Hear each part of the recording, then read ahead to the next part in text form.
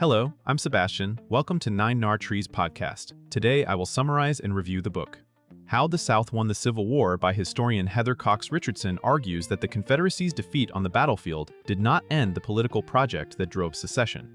Instead, Richardson traces how a slave-holding oligarchy's ideas about hierarchy, property, and white supremacy survived. Reconstruction and reshaped national politics over the next century and a half. Using a wide historical lens, she connects the post-war struggle over black citizenship and federal power to the rise of modern conservatism, market fundamentalism, and rhetoric that frames democracy as dangerous when it threatens entrenched privilege. The book follows major turning points from Reconstruction's collapse through Jim Crow, the New Deal backlash, the Southern strategy, and contemporary disputes over voting rights and government legitimacy. Richardson's central claim is that America remains caught in an unresolved conflict between inclusive democracy and an oligarchic tradition that seeks to concentrate wealth and power while limiting who counts as fully American. I will give you key takeaways from this book. Firstly, defeat in war, survival in politics. Richardson's core framework separates military outcomes from political outcomes.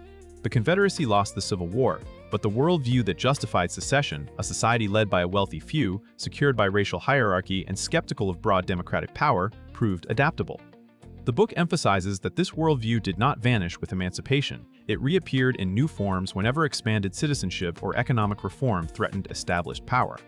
By tracking continuity rather than isolated episodes, Richardson highlights how stories Americans tell about the war can obscure what happened afterward, the reassertion of elite control at local and state levels, the rebranding of Confederate aims as a defense of liberty, and the use of violence and law to limit black freedom and political participation. She also argues that the fight was always about more than the South as a region. National parties, northern business interests, and federal institutions repeatedly made bargains that enabled the old order to persist. This topic sets up the book's long arc.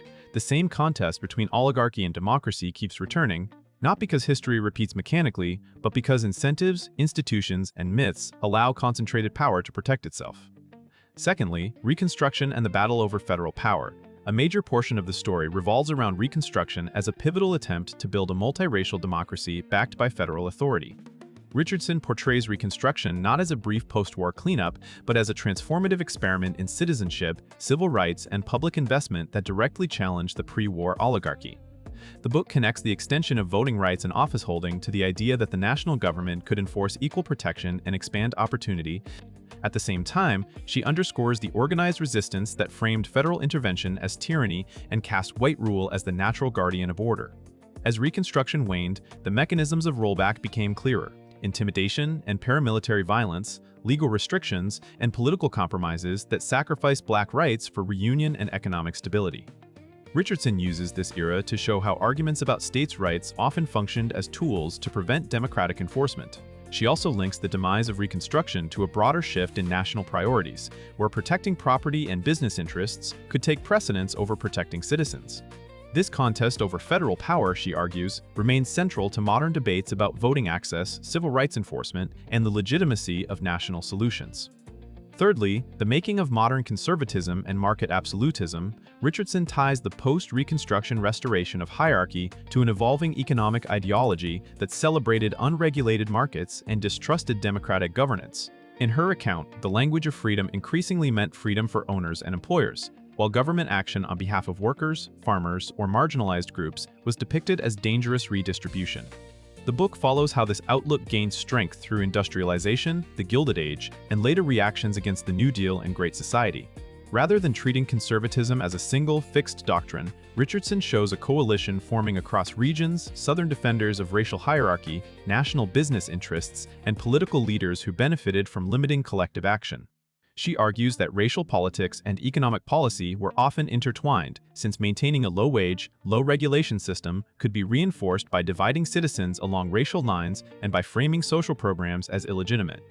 This topic also explores how political messaging turned democratic government into the enemy, portraying regulation, taxation, and civil rights enforcement as assaults on personal liberty. Richardson's interpretation positions modern policy battles over labor, taxation, and social welfare as part of the same long struggle over whether democracy should meaningfully shape the economy. Fourthly, myths, memory, and the rebranding of the Confederacy.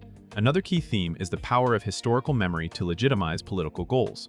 Richardson examines how narratives about the Civil War and Reconstruction were reshaped to defend the old order. The lost cause tradition, in this telling, was not only a cultural project, but also a political strategy that recast secessionist leaders as honorable patriots and minimized slavery's centrality. By focusing attention on valor, regional pride, and abstract states' rights, these myths helped normalize the restoration of white control and delegitimize federal protection of black citizens. Richardson connects this to education, monuments, popular culture, and political rhetoric, arguing that memory work can operate as policy work by shaping what citizens believe is possible and what they consider legitimate government action. The book also emphasizes that myths are resilient because they offer moral comfort and a simple storyline, even when they distort reality. By tracing how these narratives traveled into national politics, Richardson suggests that Americans can unknowingly inherit arguments designed to protect oligarchy.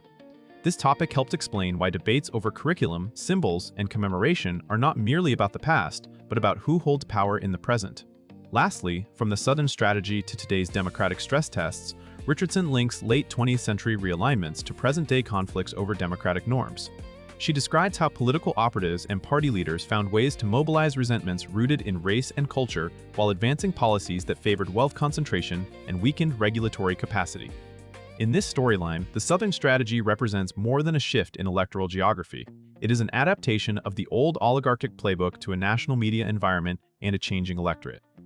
The book highlights recurring tactics, questioning the legitimacy of political opponents, portraying expanded voting as fraud-prone, and framing government as an enemy when it seeks to secure equal rights or economic fairness.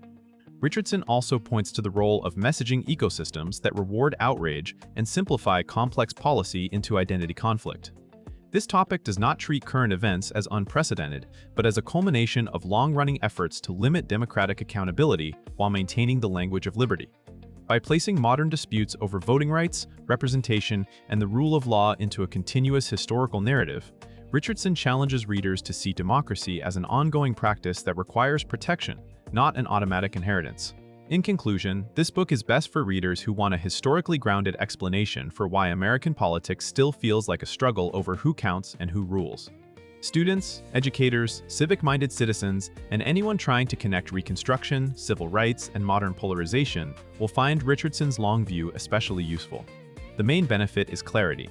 By tracing continuity across eras, the book helps readers recognize familiar arguments about liberty, states' rights, and small government as part of an older contest between inclusive democracy and elite control. That perspective can sharpen how you evaluate news, campaigns, and policy debates, and it can also deepen empathy by showing how present conflicts grew from institutional choices and deliberate narratives, not from sudden cultural breakdown. Compared with many Civil War or modern politics books, Richardson's value is the bridge she builds between periods often studied separately. She combines political, economic, and cultural history to show how power adapts rather than disappears. If you want a single, coherent account linking the Civil War's unresolved issues to today's fights over voting, equality, and government legitimacy, this book is worth buying and returning to. If you would like to support Heather Cox Richardson, you can buy the book through the Amazon link I've provided in the podcast description. After reading the book, please let me know what you think and share your thoughts. See you around.